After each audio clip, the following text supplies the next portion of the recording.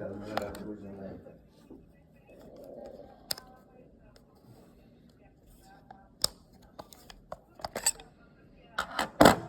Protingesni.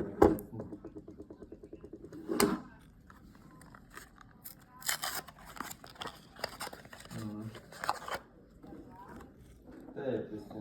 Taip eina ir taip, ir ten visi sėdi, kalba. Kaip ten pleterytė, nu ten tie mėlynos buvo, bet nebuvo tokio, kad labai jau draugau. Ten buvo hebram irgi tokie, pagal amžių ten vieni keliautojai, kiti.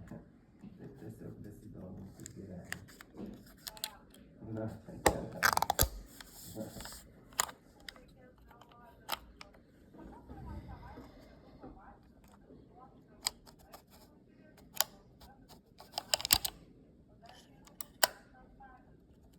taip, reiktų įprasti jo, kažkaip taip surasti būdą ir tada į kontaktą kažkaip jis.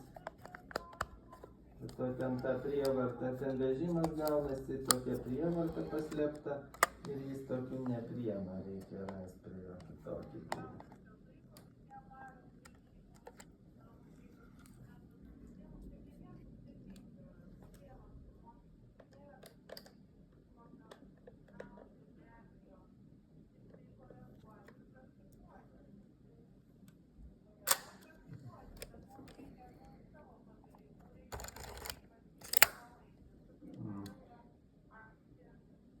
Bet tai kokia pas mus yra krūvos daiktų problema, krūvos daiktų.